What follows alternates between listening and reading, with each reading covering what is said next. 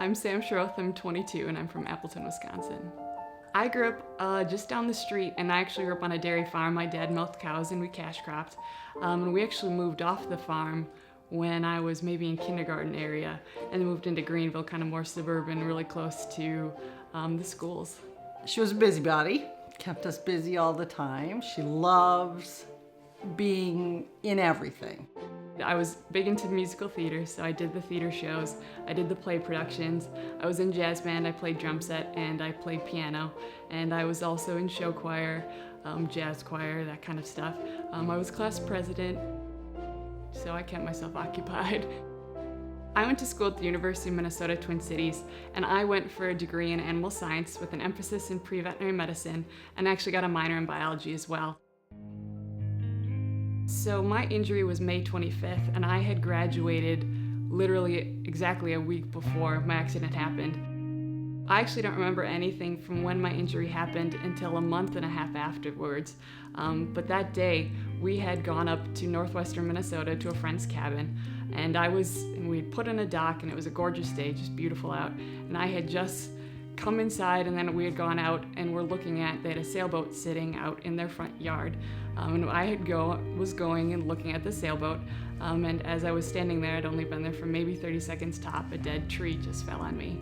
And the section that landed on me was 5 feet long and 1.5 feet in diameter. I just received a call from her fiance saying she was in an accident, and then we kind of just went from there. My spinal cord was injured at T7, T8 is what they call it, so thoracic 7, thoracic 8, which is just above your belly button. And what had happened is that the bones around it were pretty much just crushed. My spinal cord itself wasn't actually severed or anything like that, but it was bruised, and the pressure causes some problems with communication for the spinal cord. That was really scary and terrifying, knowing that I hadn't seen her yet, and knowing if she would live. Darlene was with her all the time. We have 2 daughters here, and I have a job and I have other commitments and stuff here. There was no point in both of us being out here. The best caregiver in the world that I'm aware of is her mother, besides the medical. Once you get below the medical people, the best caregiver out there is her mother. So the best I can do is, Darlene, you take care of her, and I'll take care of stuff back here. In the beginning, I only had maybe 2 or 3 hours a day of therapy, but by the end, I would start at 7 a.m. and I'd go till 4 or 5 with an hour break for lunch, and it was intense stuff. I always said school was tiring and exhausting, and I did school in 3 years, working 3 jobs at the same time, and it was nothing like rehab. So first coming home, it was kind of hard to see, kind of hard to accept, but now it's our normal. And Danielle and Lindsay, her sisters, we all just, it's Sam. No matter what, even though these things are still there, it's still Sam. I just needed to take the time to kind of relax and figure out life again. But now I got bored just sitting at home. She plans on taking this MCAT test, so she's studying for that. She's involved with tutoring some people at the middle school. She's also doing some therapy work. I was a runner before my injury, so I had a lot of lower body strength, but I didn't have a heck of a lot of upper body strength. But now that's all I need. She goes to the Y to work out, to get her pythons built up, as she calls them. I think a lot of my support and the things that really drive me are my family and friends, the people that I know that really care for me, and that'll just be like, Sam, you got this. We're like, okay, I got this. It just really helps a lot.